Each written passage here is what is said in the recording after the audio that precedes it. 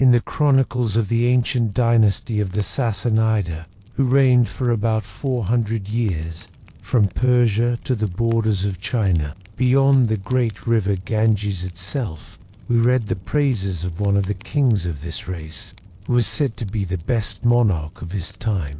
His subjects loved him, and his neighbors feared him. And when he died, he left his kingdom in a more prosperous and powerful condition than any king had done before him. The two sons who survived him loved each other tenderly, and it was a real grief, too, that the laws of the empire forbade him to share his dominions with his brother. In one house was a father weeping for the loss of his daughter. Dinarzad had no particular gifts to distinguish her from other girls, but her sister was clever and courageous in the highest degree. Her father had given her the best masters in philosophy, medicine, history, and the fine arts, and besides all this, her beauty excelled that of any girl in the kingdom of Persia. In another, perhaps, a mother trembling for the fate of her child, and instead of the blessings that had formerly been heaped on the Sultan's head, the air was now full of curses. "Father, I have a favor to ask of you. Will you grant it to me? I am determined to stop this barbarous practice of the Sultans, and to deliver the girls and mothers from the awful fate that hangs over them." Shahryar cut off the country of Great Tartary from the Persian Empire and made his brother king. Indeed, after 10 years, during which this state of things had not ceased to trouble him. Now the Sultan Shahryar had a wife whom he loved more than all the world.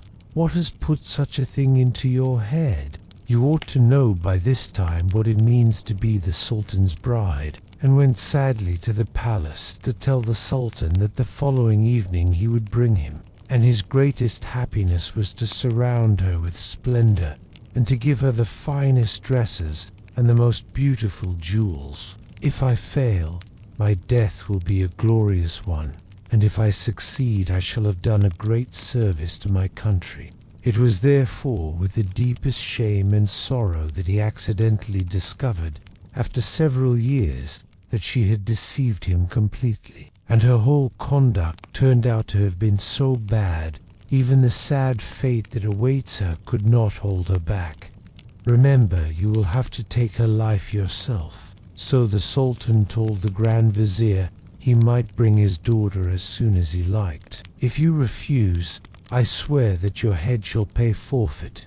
But seeing her eyes full of tears, he asked what was the matter. She thanked her father warmly for yielding to her wishes, and seeing him still bowed down with grief, told him that she hoped he would never repent having allowed her to marry the Sultan, who bade her raise her veil and was amazed at her beauty. "It is the last time that I shall have the pleasure of hearing you. Will your Highness permit me to do as my sister asks?" said she. "Sire," replied Shahrazad, "I have a sister who loves me as tenderly as I love her. Grant me the favor of allowing her to sleep this night in the same room, as it is the last we shall be together." Shahryar consented to Shahrazad's petition, and Dinarzad was sent for. Then she went to prepare herself for the marriage, and begged that her sister Dinarzad should be sent for to speak to her. "If the Sultan was to order me to plunge a dagger in your heart,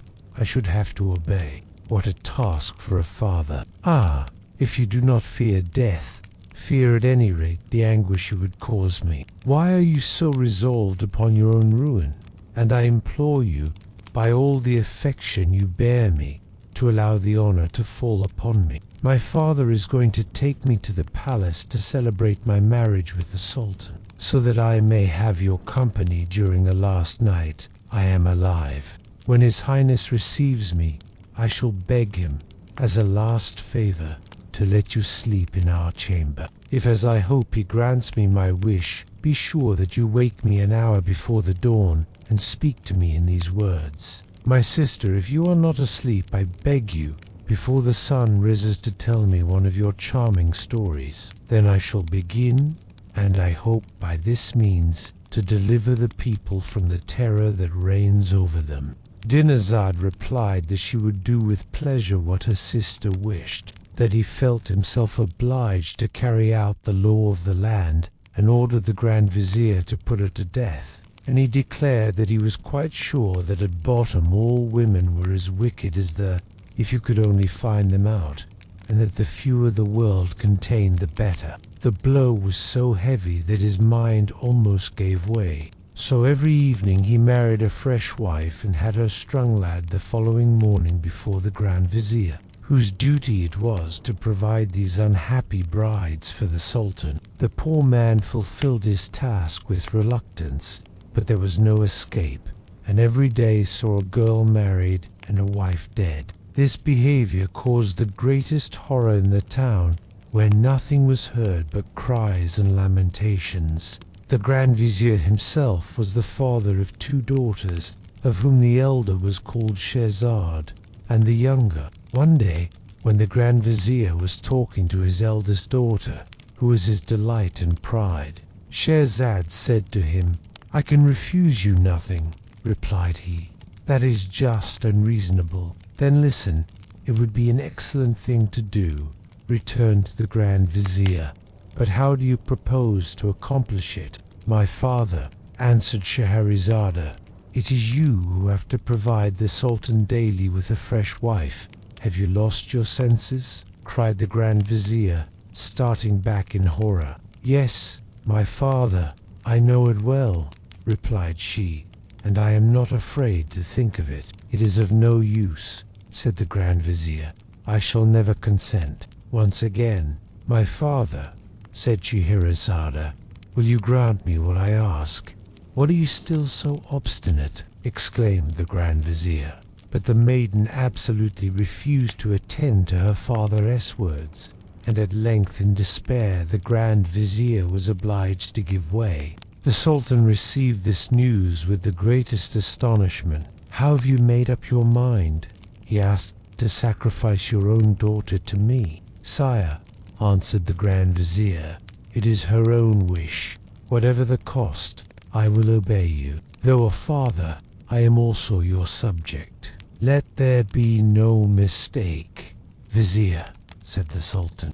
"Sire," returned the Vizier. The Vizier took back this news to Scheherazade, who received it as if it had been the most pleasant thing in the world. When they were alone, Scheherazade addressed her thus: "My dear sister, I want your help in a very important affair." When the usual hour arrived, the Grand Vizier conducted Scheherazade to the palace and left her alone with the Sultan.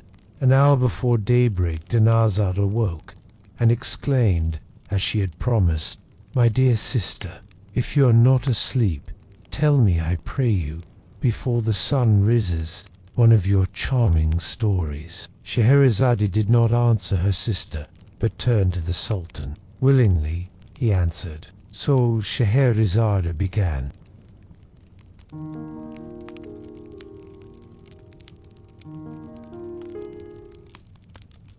The story of the merchant and the genius sire. There was once upon a time a merchant who possessed great wealth in land and merchandise, as well as in ready money. He was obliged from time to time to take journeys to arrange his affairs. One day, having to go a long way from home, he mounted his horse, taking with him a small wallet in which he had put a few biscuits and dates, because he had to pass through the desert where no food was to be got. The merchant, quite as much terrified at the hideous face of the monster as at his words, answered him tremblingly, "Alas, good sir, what can I have done to you to deserve death?" He arrived without any mishap, and, having finished his business, set out on his return. "And did you not take some dates from your wallet? And whilst eating them, did not you throw the stones about?" On the 4th day of his journey, the heat of the sun being very great, he turned out of his road to rest under some trees. He found at the foot of a large walnut tree a fountain of clear and running water. He dismounted, fastened his horse to a branch of the tree, and sat by the fountain, after having taken from his wallet some of his dates and biscuits. When he had finished this frugal meal, he washed his face and hands in the fountain, For whilst you were throwing about the stones, my son passed by, and one of them struck him in the eye and killed him, so I shall kill you." The genius, with his raised scimitar, waited till he had finished, but was not in the least touched. When he was thus employed, he saw an enormous genius, white with rage, coming towards him, with a scimitar in his hand. "Arise," he cried in a terrible voice, "and let me kill you as you have killed my son, and would give me leave to tell it to you the next night." As he uttered these words, he gave a frightful yell. "I shall kill you," repeated the genius, "as you have killed my son." But he was much delighted when he saw the Sultan enter the council chamber without giving the terrible command that he was expecting. "Finish," said he, "the story of the genius and the merchant. I am curious to hear the end." "But," said the merchant, "how can I have killed your son? I do not know him, and I have never even seen him. When you arrived here, did you not sit down on the ground?" "Ask the genius. Grant me a little delay, just a short time to go home and bid my wife and children farewell, and to make my will. When I have done this, I will come back here, and you shall kill me. I promise you that tomorrow 12 months I shall be waiting under these trees to give myself up to you." "Yes," said the merchant, "I certainly did so." The Sultana told a story, and the Sultan let her live to finish it. "Then," said the genius, "I tell you, you have killed my son." But instead of embracing them, he began to weep so bitterly that they soon guessed that something terrible was the matter. "Ah, sir, forgive me," cried the merchant. "I will have no mercy on you," answered the genius. When they heard this sad news, they were in despair and wept much. "But I killed your son quite unintentionally, so I implore you to spare my life." He listened in astonishment. He gave presents to his friends and large alms to the poor. He greeted them and asked what they were doing in this place. The old man who was leading the hind told him the adventure of the merchant and the genius. The second old man had not sooner heard the story than he, too, decided to stay there to see what would happen. He sat down by the others and was talking when a third old man arrived. He asked why the merchant who was with them looked so sad. They told him the story, and he also resolved to see what would pass between the genius and the merchant, so waited with the rest. He set his slaves at liberty and provided for his wife and children. This smoke came nearer and nearer, and then, all at once, it vanished, and they saw the genius, who, without speaking to them, approached the merchant, sword in hand, and, taking him by the arm, said, "O Prince of the Genii, I beg of you to stay your fury and to listen to me. I am going to tell you my story and that of the hind I have with me, and if you find it more marvelous than that of the merchant whom you are about to kill, I hope that you will do away with a third part of his punishment. Get up and let me kill you as you killed my son." The merchant and the three old men began to weep and groan. The year soon passed away, and he was obliged to depart. When he tried to say goodbye, he was quite overcome with grief, and with difficulty tore himself away. At length he reached the place where he had first seen the genius on the very day that he had appointed. He dismounted and sat down at the edge of the fountain, where he awaited the genius in terrible suspense. "No," said the genius, "I shall kill you as you killed my son." And so saying, he seized the merchant by the arm, threw him on the ground, and lifted his saber to cut off his head. They greeted one another, and then the old man said to him, "May I ask, brother, what brought you to this desert place, where there are so many evil genii about? To see these beautiful trees, one would imagine it was inhabited, but it is a dangerous place to stop long in." The merchant, protesting his innocence, bewailed his wife and children, and tried pitifully to avert his fate. Scheherazade, at this point, seeing that it was day, and knowing that the Sultan always rose very early to attend the council, stopped speaking. "Indeed, sister," said Dinazad, "this is a wonderful story." "The rest is still more wonderful," replied Scheherazade, "and you would say so if the Sultan would allow me to live another day." Shahryar, who had been listening to Scheherazade with pleasure, said to himself, "I will wait till I can always have her killed when I have heard the end of her story." All this time the Grand Vizier was in a terrible state of anxiety. The next morning, before the day broke, Dinazad said to her sister, "Dear sister, if you are awake, I pray you to go on with your story." The Sultan did not wait for Scheherazade to ask his leave, so Scheherazade went on with the story. This happened every morning. When the merchant saw that the genius was determined to cut off his head, he said, "One word more, I entreat you." "But," said the genius, "if I grant you the delay you ask, I am afraid that you will not come back." "I give you my word of honor," answered the merchant, "that I will come back without fail." "How long do you require?" asked the genius. "I ask you for a year's grace," replied the merchant.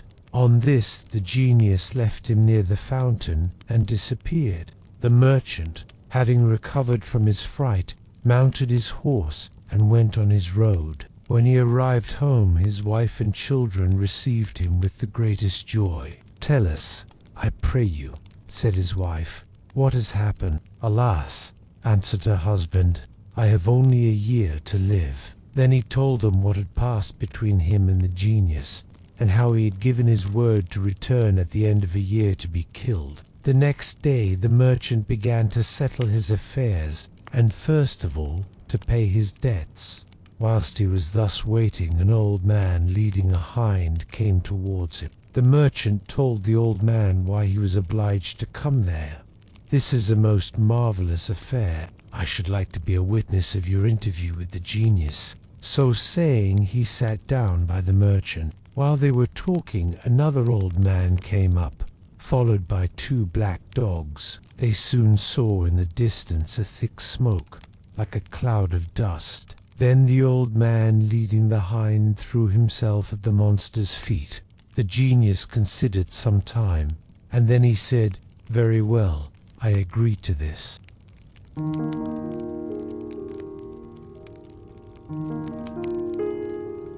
The story of the first old man and of the hind. I am now going to begin my story, so please attend. This hind that you see with me is my wife. We have no children of our own. Therefore I adopted the son of a favorite slave, and determined to make him my heir. When my adopted son was about 10 years old, I was obliged to go on a journey. "Your slave is dead," she said, "and as for your son, I have not seen him for 2 months, and I do not know where he is." Before I went, I entrusted to my wife's keeping both the mother and child, and begged her to take care of them during my absence, which lasted a whole year. During this time she studied magic in order to carry out her wicked scheme.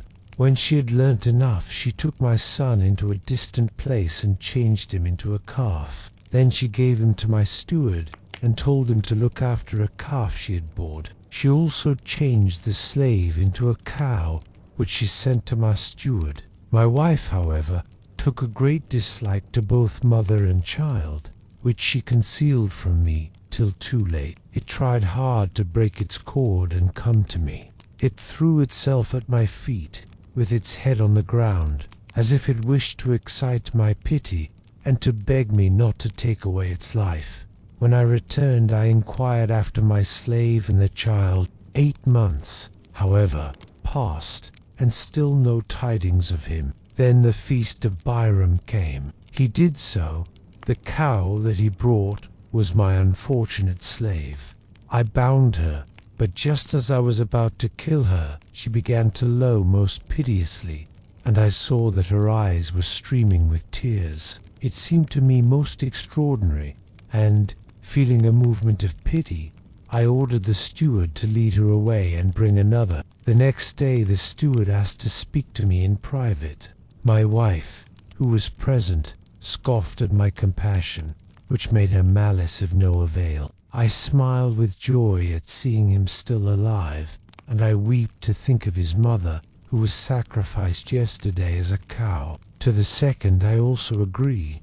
I only beg you to spare her life. I went immediately with the steward to speak with his daughter myself. First of all I went to the stable to see my son, and he replied in his dumb way to all my caresses. When the stewardess' daughter came, I asked her if she could change my son back to his proper shape. This kind maiden has rescued you from a terrible enchantment, and I am sure that out of gratitude you will marry her. I wished her to have this form rather than a stranger one, so that we could see her in the family without These changes have been wrought by our master's wife, who hated the mother and son, and I am sure that you will find my story even more astonishing than the one to which you have just been listening. But when I have related it, will you grant me also the third part of the merchant's punishment? I am now going in search of him, and not wishing to confide my wife to the care of other people, I am taking her with me. Is this not a most marvelous tale? One is that you will give him to me for a husband, and the other is that you will let me punish the woman who changed him into a calf. Yesterday, when I was leading back the calf, which you refused to sacrifice, I noticed that she smiled, and then directly afterwards began to cry. I asked her why she did so. "What are you doing?" she cried. "Kill this cow. It is the best we have to sacrifice." I was grieved to hear of my slave's death, but as my son had only disappeared, I thought I should soon find him. To celebrate it, I ordered my steward to bring me a very fat cow to sacrifice. To please her, I tried again, but again the animal's lows and tears disarmed me. "Take her away," I said to the steward, "and kill her."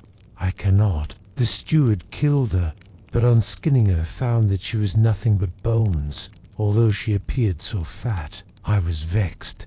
"Keep her for yourself," I said to the steward, "and if you have a fat calf, bring that in her stead." In a short time he brought a very fat calf, which, although I did not know it, was my son. I was even more surprised and touched at this action than I had been at the tears of the cow. "Go," I said to the steward, "take back this calf, take great care of it, and bring me another in its place instantly." As soon as my wife heard me speak this, she at once cried out, "What are you doing, husband? Do not sacrifice any calf but this." "Wife," I answered, "I will not sacrifice this calf." And in spite of all her I had another calf killed. This one was led away. "I have come," he said, "to tell you some news which I think you will like to hear. I have a daughter who knows magic." "Father," she answered, "this calf is the son of our master." At these words, "of genius," continued the old man, I leave you to imagine my astonishment. "Yes, I can," she replied, "on two conditions." To the first condition, I answered, "I agree with all my heart, and I will give you an ample dowry." "That I will do," she replied. "I will treat her as she treated your son." Then she took a vessel of water and pronounced over it some words I did not understand. Then, on throwing the water over him, he became immediately a young man once more. "My son, my dear son," I exclaimed, kissing him in a transport of joy. He consented joyfully, but before they were married, the young girl changed my wife into a hind, and it is she whom you see before you. Since then my son has become a widower and has gone travelling. "It is indeed," said the genius, "and because of it I grant to you the third part of the punishment of this merchant." When the first old man had finished his story, the second, who was leading the two black dogs, said to the genius, "I am going to tell you what happened to me." "Yes," replied the genius, "provided that your story surpasses that of the hind." With this agreement, the second old man began in this way.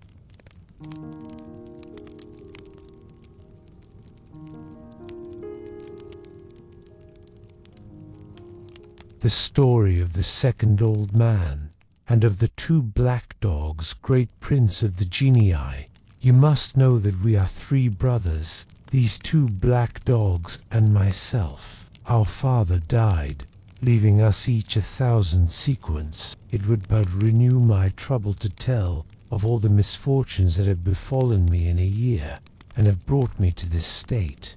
With this sum we all three took up the same profession, and became merchant. I examined my accounts, and found that I had doubled my capital, that is, that I now possessed 1,000 sequins. I gave my brother half, saying, "Now, brother, you can forget your losses." Then we bought the merchandise of the country, and were just going to sail once more, when I was stopped on the shore by a beautiful though poorly dressed woman. "Now I have rewarded you by saving your life, but I am very angry with your brothers, and I shall not rest till I have taken their lives." She came up to me, kissed my hand, and implored me to marry her and take her on board. I went down and opened the doors and dug up the 3,000 sequins which I had buried. I went to the place where my shop was, opened it, and received from my fellow merchants congratulations on my return. As in passing I met this merchant and the old man with the hind, I stayed with them. When I went home, I saw two black dogs who came to meet me with sorrowful faces. Do you not think it is a most marvelous one? And the genius promised him the last third of the merchantess' punishment if his story surpassed both the others. I was much astonished, but the fairy who reappeared said to me, "At first I refused, but she begged so hard and promised to be such a good wife to me that at last I consented. I got her some beautiful dresses, and after having married her, we embarked and set sail." The merchant did not fail to thank his friends, and then each went on his way. The merchant returned to his wife and children, and passed the rest of his days happily with them. I will give up to you the third part of the merchant's punishment. He ought to thank all three of you for having interested yourselves in his favor, but for you he would be here no longer. During the voyage, I discovered so many good qualities in my wife that I began to love her more and more. But my brothers began to be jealous of my prosperity and set to work to plot against my life. One night when we were sleeping, they threw my wife and myself into the sea. My wife, however, was a fairy, and so she did not let me drown, but transported me to an island. When the day dawned, she said to me, "You traveled," I said, "and what did you gain?" But they came to me repeatedly, and after having held out for 5 years, I at last gave way. But when they had made their preparation, and they began to buy the merchandise we needed, they found they had spent every piece of the 1,000 sequins I had given them. I divided my 6,000 sequins with them, giving 1,000 to each. I did not reproach them. I have condemned them to remain for 10 years in these shapes. Then, having told me where I could hear news of her, she vanished, and keeping one for myself, and the other 3 I buried in a corner of my house. We bought merchandise, loaded a vessel with it, and set forth with a favorable wind. He accepted them with joy, and we lived together as we had before. A short time after we had opened our shops, my eldest brother, one of these 2 dogs, resolved to travel in foreign countries for the sake of merchandise. With this intention he sold all he had and bought merchandise suitable to the voyages he was about to make. He set out and was away a whole year. At the end of this time a beggar came to my shop. "Good day," I said. "Good day," he answered. "Is it possible that you do not recognize me?" Then I looked at him closely and saw he was my brother. I made him come into my house and asked him how he had fared in his enterprise. "Do not question me," he replied. "See me. You see all I have? I shut up my shop, paid him every attention, taking him to the bath, giving him my most beautiful robes. Some time afterwards my second brother wished also to sell his business and travel. My eldest brother and I did all we could to dissuade him, but it was of no use. He joined a caravan and set out. He came back at the end of a year in the same state as his elder brother. I took care of him, and as I had 1,000 sequins to spare, I gave them to him, and he reopened his shop. One day, my two brothers came to me to propose that we should make a journey and trade. At first I refused to go. After 2 months sailing, we arrived at a seaport, where we disembarked and did a great trade. When I saw you on the seashore, I took a great fancy to you, and wished to try your good nature, so I presented myself in the disguise you saw. I thanked the fairy for all that she had done for me, but I begged her not to kill my brothers. I appeased her wrath, and in a moment she transported me from the island where we were to the roof of my house, and she disappeared a moment afterwards. Do not be surprised to see these dogs. They are your two brothers. The 10 years are nearly past, and I am on the road to find her. This is my history, or Prince of Genie. Yes, indeed, replied the genius, and I will give up to you the third of the merchant's punishment. Then the third old man made the genius the same request as the other two had done. So he told his story to the genius, but I cannot tell you what it was, as I do not know. But I do know that it was even more marvelous than either of the others, so that the genius was astonished, and said to the third old man, so saying, he disappeared, to the great joy of the company. But, sire, added Scheherazade, however beautiful are the stories I have just told you, they cannot compare with the story of the fisherman.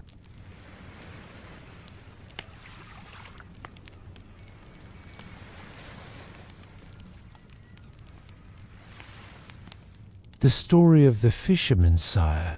There was once upon a time a fisherman so old and so poor that he could scarcely manage to support his wife and 3 children. He went every day to fish very early, and each day he made a rule not to throw his nets more than 4 times. He started out one morning by moonlight and came to the seashore. He undressed and threw his nets, and as he was drawing them towards the bank he felt a great weight. Though he had caught a large fish, and he felt very pleased. But a moment afterwards, seeing that instead of a fish he only had in his nets the carcass of an ass, he was much disappointed, vexed with having such a bad haul when he had mended his nets, which the carcass of the ass had broken in several places. He threw them a second time. In drawing them in he again felt a great weight, so that he thought they were full of fish. But he only found a large basket full of rubbish. Tell me your history and how you came to be shut up in that vase. He was much annoyed. Speak to me more civilly, he said, before I kill you. When he thought he had a fish, he drew them in with a great deal of trouble. I have just freed you. Have you already forgotten that? And I am only going to grant you one favor, and that is to choose the manner of your death. There was no fish, however, but he found a yellow pot, which by its weight seemed full of something, and he noticed that it was fastened and sealed with lead, with the impression of a seal. He was delighted. I will sell it to the founder, he said. With the money I shall get for it, I shall buy a measure of wheat, and to grant him 3 wishes every day. But that century passed away as the other 2 had done, and I remained in the same plight.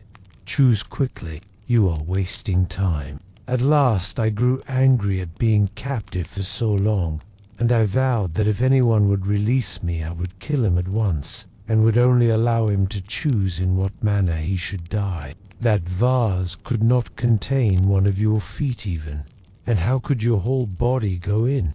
And the shore, and which, then collecting itself together, began to go back into the vase slowly and evenly, till there was nothing left outside. Then a voice came from the vase, which said to the fisherman, "Well, Unbelieving fisherman, here I am in the vase. Do you believe me now? I cannot believe it unless I see you do the thing. So you see, as you have freed me today, choose in what way you will die. But no, it will be better if I throw you into the sea, whence I drew you out. And I will build a house on the shore to warn fishermen who come to cast their nets here, against fishing up such a wicked genius as you are, who vows to kill the man who frees you. To punish me, he shut me up in this vase of copper, and he put on the leaden cover his seal, which is enchantment enough to prevent my coming out.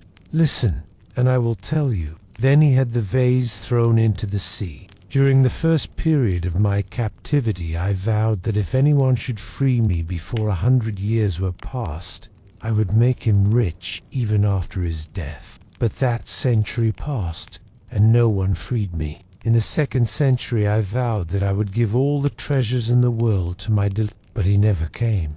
"O fortune," he cried, "do not trifle thus with me, a poor fisherman, who can hardly support his family." But he heard nothing, and so, judging from the impression of the seal in the lid, he thought there must be something precious inside.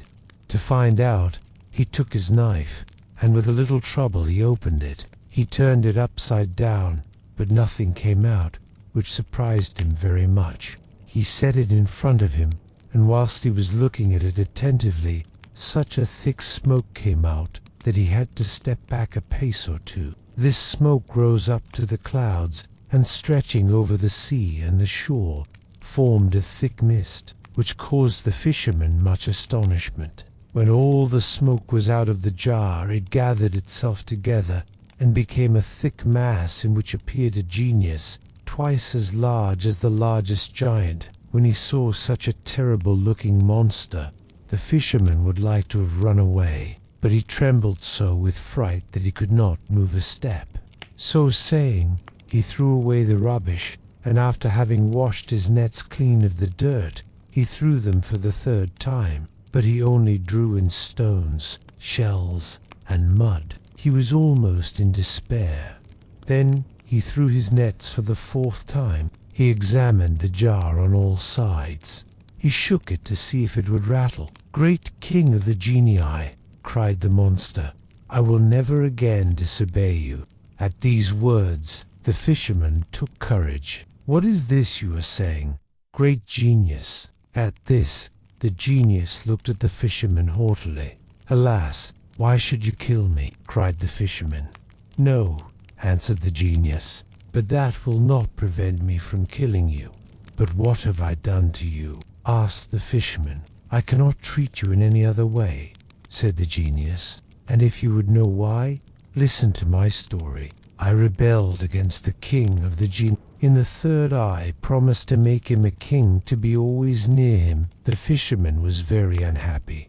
"What an unlucky man I am to have freed you. I implore you to spare my life." "I have told you," said the genius, "that it is impossible." The fisherman began to devise a plot. "Since I must die," he said, "before I choose the manner of my death, I conjure you on your honor to tell me if you really were in that vault." "Yes, I was," answered the genius. "I really cannot believe it," said the fisherman. Then the genius began to change himself into smoke, which, as before, spread over the sea. The fisherman, instead of answering, took the lid of lead and shut it down quickly on the vase. "Now, O genius," he cried, "ask pardon of me, and choose by what death you will die." At these words the genius did all he could to get out, but he could not, because of the enchantment of the lid. Then he tried to get out by cunning. "If you will take off the cover," he said, "I will repay you." "No," answered the fisherman. "If I trust myself to you, I am afraid you will treat me as a certain Greek king treated the physician Dobon. Listen, and I will tell you.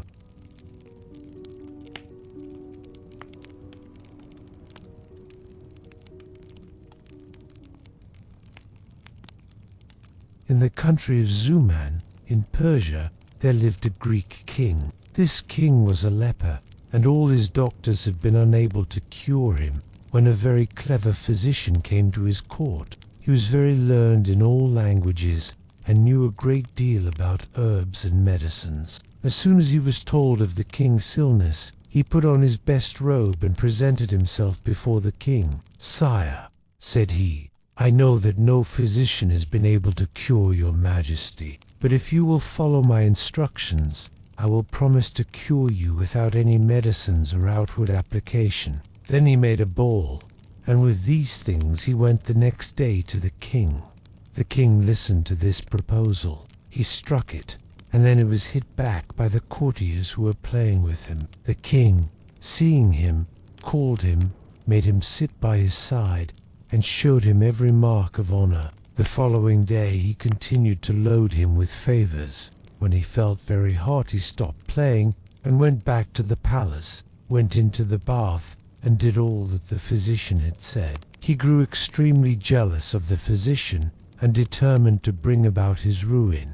The next day when he arose, he found, to his great joy and astonishment, that he was completely cured. When he entered his audience chamber, all his who were eager to see if the wonderful cure had been effected, were overwhelmed with joy. "If he wished to take my life, why did he cure me? Cease to speak against him.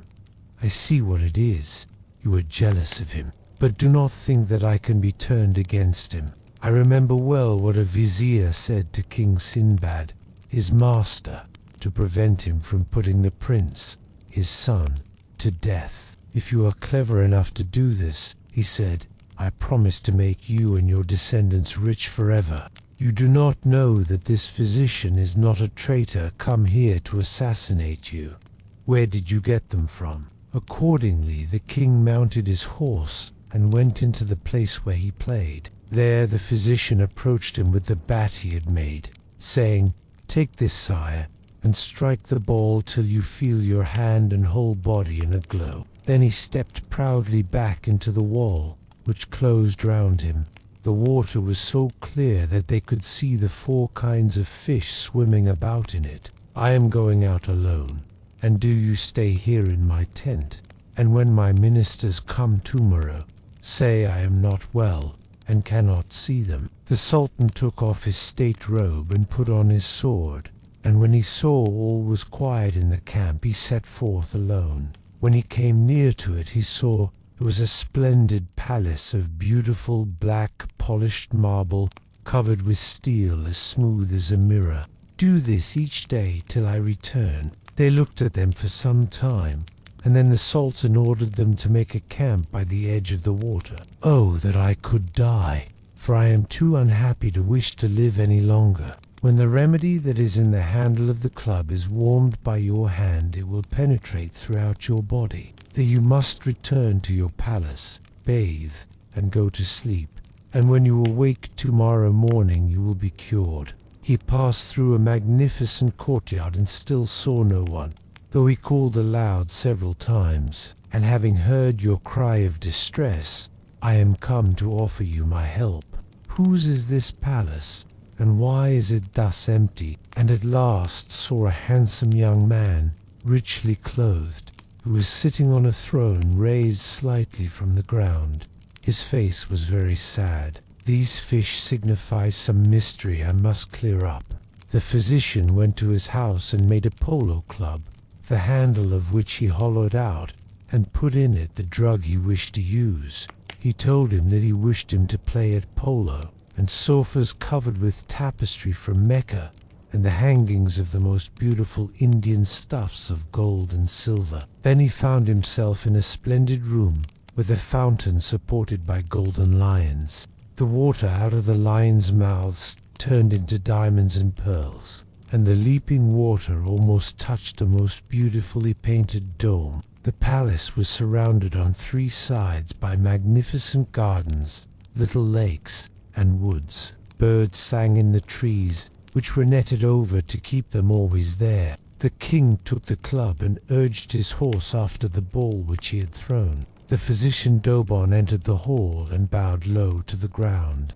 That evening he gave him a long and rich robe of state, and presented him with 2,000 sequins. Now the king had a grand vizier who was avaricious and envious and a very bad man. In order to do this, he asked to speak in private with the king, saying that he had a most important communication to make. "What is it?" asked the king. "Sire," answered the grand vizier, "it is most dangerous for a monarch to confide in a man whose faithfulness is not proved." "I am sure," said the king, "that this man is the most faithful and virtuous of men." What the Greek king said excited the vizier's curiosity, and he said to him, "Sire, I beg your majesty to have the condescension to tell me what the vizier said to King Sinbad."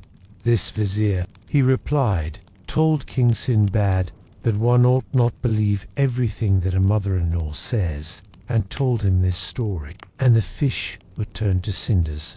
After having seen this," said the Sultan, "I cannot rest." He sent for the fisherman. "Fisherman," he said. The fisherman, he said, the fisherman some anxiety. "Sire," he answered, "I got them from a lake which lies in the middle of 4 hills beyond yonder mountains." "Do you know this lake?" asked the Sultan of the Grand Vizier. "No, though I have hunted many times round that mountain, I have never heard of it," said the Vizier. As the fisherman said, it was only 3 hours' journey away. The Sultan ordered his whole court to mount and ride thither, and the fisherman led them. They climbed the mountain, and then, on the other side, saw the lake as the fisherman had described. When night came, the Sultan called his vizier and said to him, "I have resolved to clear up this mystery." The Grand Vizier tried to persuade the Sultan not to go, but in vain. He climbed one of the hills and then crossed the great plain, till, just as the sun rose, he beheld far in front of him a large building. He went to the gate, which stood half open, and went in, as nobody came when he knocked. He entered large halls where the carpets were of silk, the lounges still. The Sultan saw no one, till he heard a plaintive cry, and a voice which said. The Sultan looked round to discover who it was who thus bemoaned his fate. The Sultan approached him and bowed to him. The young man bent his head very low, but did not rise. "Sire," he said to the Sultan, "I can not rise, and do you the reverence that I am sure should be paid to your rank." "Sir," answered the Sultan, "I am sure you have a good reason for not doing so." Instead of answering, the young man lifted up his robe and showed the Sultan that, from the waist downwards, he was a block of black marble. The Sultan was horrified and begged the young man to tell him his story. "Willingly I will tell you my sad history," said the young man.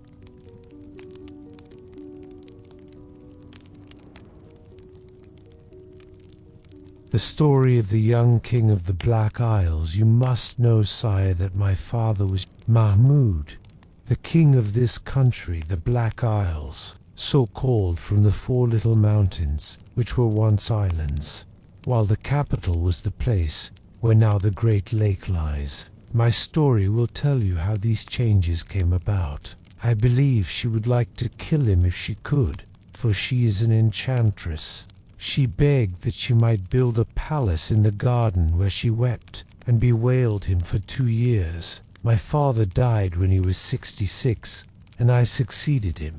I married my cousin, whom I loved tenderly, and I thought she loved me too. But one afternoon, when I was half asleep and was being fanned by 2 of her maids, I heard one say to the other, "What a pity it is that our mistress no longer loves our master." I soon found by watching that they were right, and when I mortally wounded a favorite slave of hers for a great crime, she turned upon me in a rage and said over me some magic words, and I instantly became as you see me now, half man and half marble. The fish of 4 colors which are in it are the different races who lived in the town. The 4 hills are the 4 islands which give the name to my kingdom. The Sultan then rested, and the young king gave himself up to happy hopes of release. The next day the Sultan arose, and then went to the palace in the garden where the black slave was. He drew his sword and destroyed the little life that remained in him, and then threw the body down a well. He then lay down on the couch where the slave had been, and waited for the enchantress. All this the enchantress told me to add to my troubles. And this is not all. Do you wish him to regain his proper shape? Every day she comes and beats me with a whip of buffalo hide. At last I begged her to cease grieving for him, for although he could not speak or move, by her enchantments she just kept him alive. Then this wicked enchantress changed the capital, which was a very populous and flourishing city, into the lake and desert plain you saw. When the young king had finished his sad story, he burst once more into tears, and the Sultan was much moved. "Tell me," he cried, "where is this wicked woman, and where is the miserable object of her affection, whom she just manages to keep alive?" "Where she lives I do not know," answered the unhappy prince, "but she goes every day at sunrise to see if the slave can yet speak to her after she has beaten me." Then she threw it over the prince, who at once regained his own form. He was filled with joy, but the enchantress said, "Hasten away from this place and never come back, lest I kill you." "Unfortunate king," said the Sultan, "I will do what I can to avenge you." Nearer still. So he consulted with the young king over the best way to bring this about, and they agreed their plan should be put in effect the next day. She went first to the young king, whom she beat with 100 blows. The Sultan, Sweet, who had encamped by the lake, were not a little astonished to see themselves in the middle of a large and beautiful town. Every day at midnight, all the people whom you have changed into fish lift their heads out of the lake and cry for vengeance. Go quickly and give them their proper shape. Then she came to the room where she thought her wounded slave was, but where the Sultan really lay. "You came here in a few hours because it was enchanted, but I will accompany you on your journey." She came near his couch and said, "Are you better today, my dear slave? Speak but one word to me." "How can I be better?"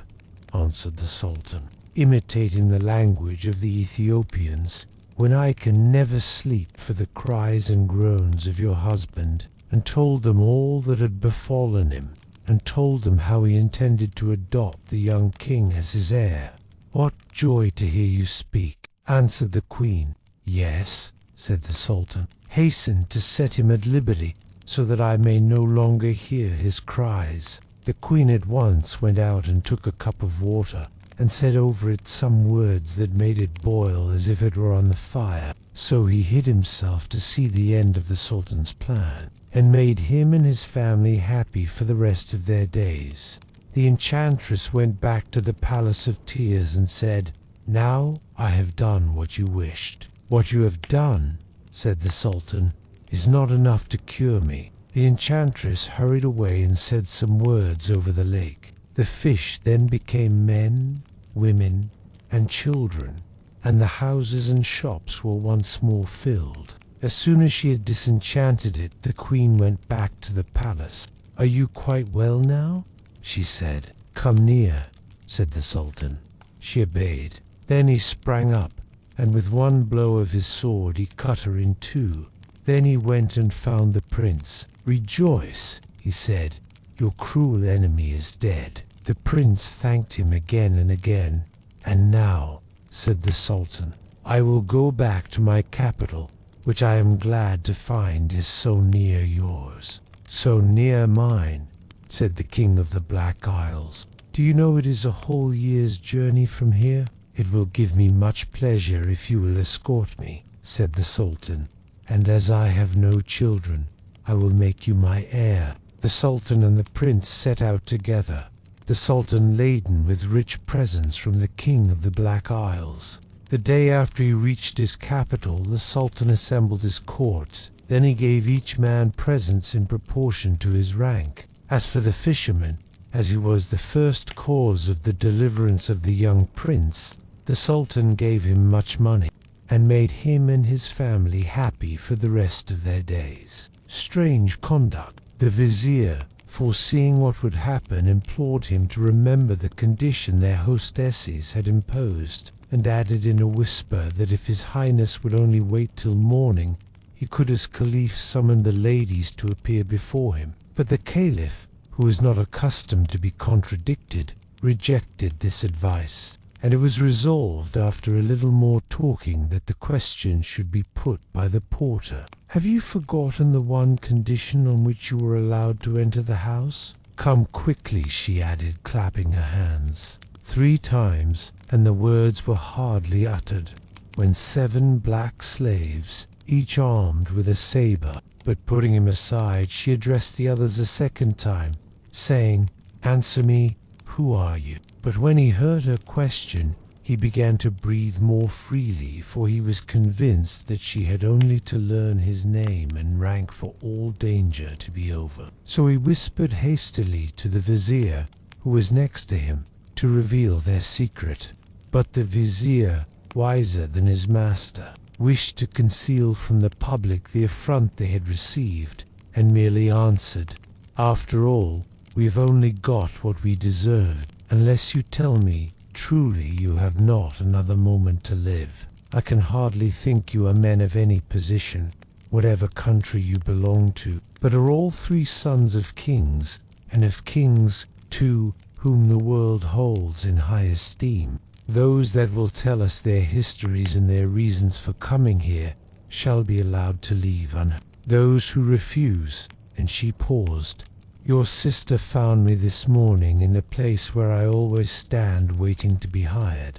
She bade me follow her to various shops, and when my basket was quite full we returned to this house, when you had the goodness to permit me to remain, for which I shall be eternally grateful. It is not just that the others should have heard my story and that I should not hear theirs." And without waiting for permission, he seated himself on the end of the sofa occupied by the ladies, whilst the rest crouched on the carpet and the slaves stood against the wall. That is my story. But in a moment the porter, who understood that he had only to relate his story to set himself free from this terrible danger, immediately broke in. "You can go, and take care we never meet again. If you were, you would have had more consideration for us." Burst in and stood over the 7 men, throwing them on the ground and preparing themselves on a sign from their mistress to cut off their heads. After that I shaved my head and eyebrows and put on the dress in which you see me now. Suddenly Zobeide turned round, and seeing their excitement she said, "What is the matter? What are you all discussing so earnestly?" But they made up their minds to die bravely, all except the porter, who loudly inquired of Zobeide why he was to suffer for other people's faults, and declared that these misfortunes would never have happened if it had not been for the calendars who always brought ill. He ended by imploring Zobeide not to confound the innocent with the guilty, and to spare his life. "Madam," answered the porter, "these gentlemen entreat you to explain to them why you should first whip the dogs and then cry over them, and also how it happens that the fainting lady is covered with scars. They have requested me, madam, to be their mouthpiece." "Is it true, gentlemen," asked Zobeide, drawing herself up, "that you have charged this man to put me that question?"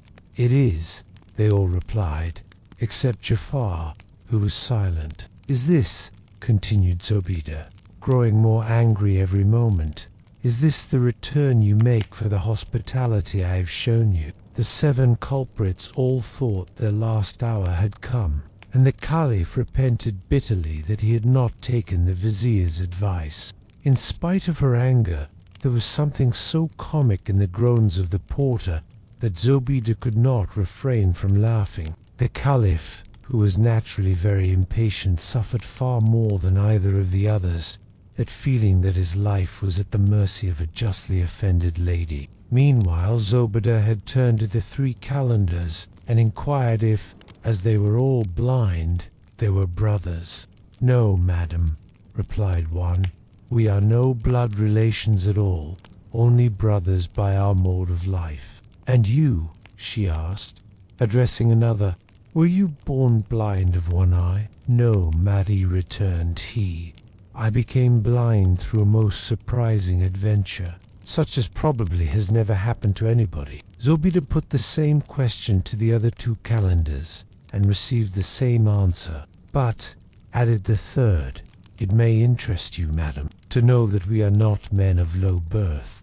At these words, Zobeida's anger cooled down, and she turned to her slaves and said, you can give them a little more liberty, but do not leave the hall. Madam, you know already how I came here, and what I have to say will soon be told. He looked anxiously to Zobeida, who nodded her head and said, oh, madam, cried the porter, let me stay yet a little while. It is not just that the others should have heard my story, and that I should not hear theirs. And without waiting for permission, he seated himself on the end of the sofa, occupied by the ladies, whilst the rest crouched on the carpet, and the slaves stood against the wall.